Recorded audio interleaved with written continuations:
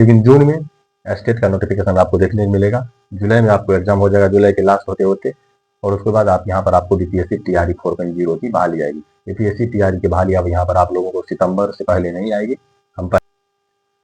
Hello everyone, आज के job अड्डा में मैं सुशब सुमन आपका स्वागत करता हूँ। आज की इस वीडियो में हम आपको बताएंगे बिहार में स्टेट का नोटिफिकेशन आने वाला है। स्टेट का ऑनलाइन आवेदन की प्रक्रिया शुरू होगी, उसमें आप लोगों को कौन कौन सा डॉक्यूमेंट अपलोड करना है, सभी जानकारी बताएंगे। अगर आपको कोई भी डॉक्यूमेंट अभी तैयार नहीं है तो आप अभी से डॉक्यूमेंट तैयार कर ले। साथ ही साथ अगर आप लोग को ग्रेजुएशन, मैट्रिक, इंटर का मार्कशीट मिल गया है और सर्टिफिकेट अभी तक कॉलेज या स्कूल से नहीं लिए हैं तो वह लाना जरूरी है या नहीं, सभी जानकारी बताएंगे आप लोगों को। वीडियो का अंत तक देखें, लाइक करें, और स्टेट का ऑनलाइन आवेदन कब से शुरू होगा जानकारी बताएंगे। वीडियो का अंत तक जरूर देखें, लाइक करें, और चैनल पर न्यू व्यू होने तो सब्सक्राइब जरूर करें। चलिए शुरू करते हैं। यहाँ पर आप लोग देख सकते हैं स्टेट ऑनलाइन फॉर्म 2025 ऑनलाइन आवेदन के लिए आप लोगों को कौन कौन सा डॉक्यूमेंट अपलोड करना पड़ेगा। पहले यहाँ पर आप लोग देख सकते हैं कौन कौन सा डॉक्यूमेंट अपलोड करना पड़ेगा। उसके बाद हम आपको बताएंगे कि इसका ऑनलाइन डेट कब आएगा, एग्जाम डेट क्या रहेगा, सिलेबस क्या रहेगा, अपियरिंग वाले यानी 2023-25 के छात्र को मौका मिलेगा या नहीं, डोमिसाइल भी लागू होगा, दूसरे राज्य के छात्र आवेदन कर सकते हैं या नहीं, सभी जानकारी यहाँ पर आपको बताएंगे। यहाँ पर देख लीजिए, सबसे इम्पोर्टेंट है डॉक्यूमेंट अपलोड। डॉक्यूमेंट अपलोड करने के लिए आप लोगों को मैट्रिक का मार्कशीट चाहिए और सर्टिफिकेट चाहिए। यानी कि अगर आप स्टेट का फॉर्म भरेंगे तो आप लोगों को मैट्रिक का मार्कशीट चाहिए, उसके साथ साथ आप लोगों को सर्टिफिकेट भी जरूरी आता है। यहाँ पर अगर आपके पास सर्टिफिकेट नहीं है तो आपको जो प्रोविजनल है तो प्रोविजनल से भी आप लोग आवेदन कर सकते हैं, लेकिन कोशिश कीजिए सर्टिफिकेट अगर आपके पास है तो और आप लोगों के लिए बेस्ट रहेगा। यहाँ पर आप लोग देख सकते हैं मैट्रिक का मार्कशीट के साथ साथ सर्टिफिकेट जरूरी है। उसके बाद 12th का मार्कशीट चाहिए और 12th का सर्टिफिकेट भी यहाँ पर चाहिए। 12th का भी मार्कशीट और 12th का सर्टिफिकेट, सर्टिफिकेट नहीं है तो प्रोविजनल। अगर आप सर्टिफिकेट अगर उपलब्ध कर लेते हैं तो और अच्छा होगा। इसी प्रकार से यहाँ पर ग्रेजुएशन का मार्कशीट चाहिए और वहाँ पर सर्टिफिकेट भी आप लोगों को चाहिए। पीजी का मार्कशीट और पीजी का सर्टिफिकेट, बीएड मार्कशीट और बीएड का सर्टिफिकेट, जितने भी यहाँ पर आपको डॉक्यूमेंट अपलोड करना है स्टेट में फॉर्म भरने के लिए, सभी का मार्कशीट और सर्टिफिकेट यहाँ पर आपको अपलोड करना जरूरी रहता है। उसके बाद यहाँ पर आप लोग देख सकते हैं फोटो और सिग्नेचर आपको अपलोड करना है। ब्लैक बैकग्राउंड के साथ ब्लैक एंड व्हाइट बैकग्राउंड वाला आप लोगों को फोटो एंड सिग्नेचर अपलोड करना है। उसके बाद यहाँ पर जाति इंपॉर्टेंट है। जो एससी एसटी के छात्र हैं, जो एससी और एसटी के छात्र हैं उनके लिए जाति प्रमाण पत्र अपलोड करना है। जो बीसी के छात्र है, BC1 और BC2 के छात्र हैं उनको ओबीसी प्रमाण पत्र अपलोड करना जरूरी है। एनसीएल यहाँ पर नहीं अपलोड करना पड़ता है। एनसीएल आप लोगों को केंद्र सरकार के फॉर्म में जो भर्ती आती है तो केंद्र सरकार में आप लोगों को एनसीएल अपलोड करना पड़ता है। और यह ओबीसी प्रमाण पत्र जो BC1 और BC2 के छात्र हैं उनको ओबीसी प्रमाण पत्र अपलोड करना पड़ता है। तो ओबीसी बनवाने के लिए आपको पहले जाति बनाना पड़ेगा, आय बनाना पड़ेगा, निवास बनाना पड़ेगा, उसके बाद यहाँ पर आपका ओबीसी बनेगा।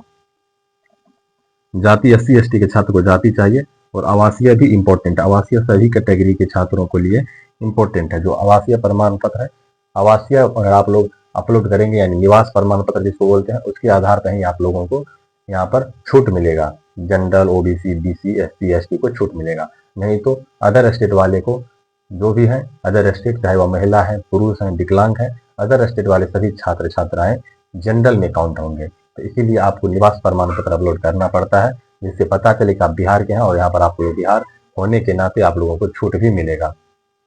तो चलिए अब यहाँ पर आप लोगों को डॉक्यूमेंट हम बता दिए कौन कौन सा डॉक्यूमेंट अपलोड करना है।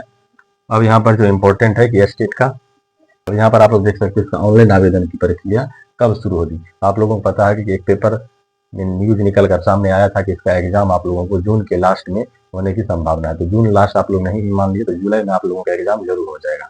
जिसका जो है स्टेट का एग्जाम आप लोगों को जुलाई में जरूर हो जाएगा।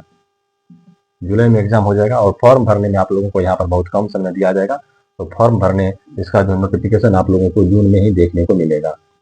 जून तक में आपको नोटिफिकेशन इसका आ जाएगा, हो सकता है तो मई के लास्ट तक में भी आ सकता है, लेकिन जून में स्टेट का नोटिफिकेशन आपको देखने को मिलेगा। जुलाई में आपको एग्जाम हो जाएगा, जुलाई के लास्ट होते होते, और उसके बाद आप यहाँ पर आपको बीपीएससी टीआरई 4.0 की बहाली आएगी। बीपीएससी टीआरई की बहाली अब यहाँ पर आप लोगों को सितंबर से पहले नहीं आएगी।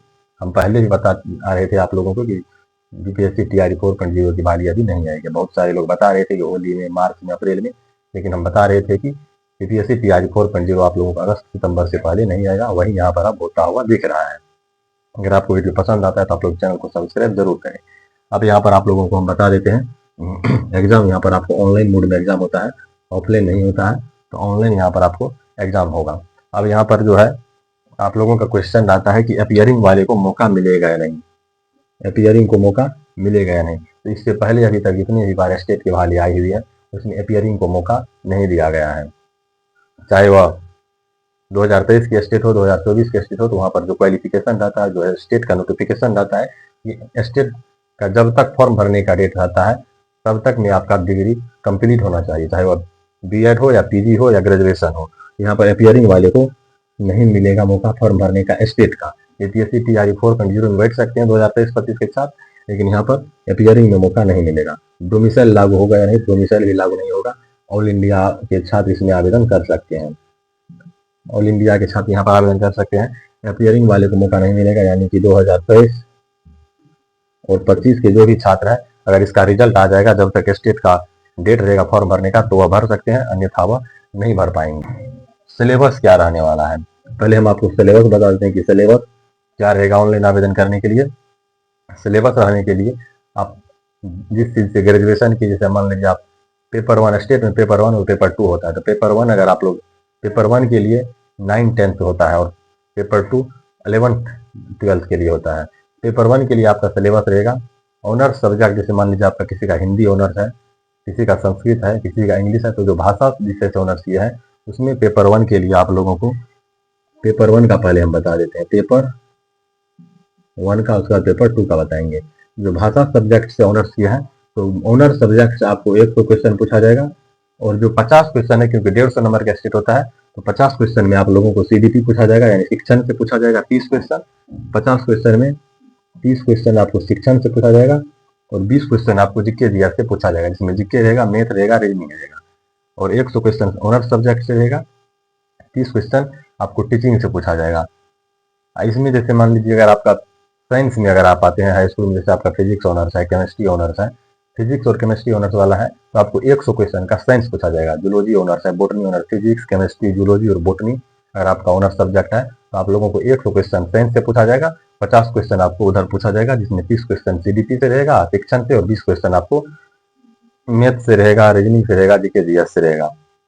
और जो मैथ ऑनर्स है उनको मैथ से ही 100 क्वेश्चन पूछा जाएगा, पेपर 1 हो और पेपर 2 हो, दोनों के लिए।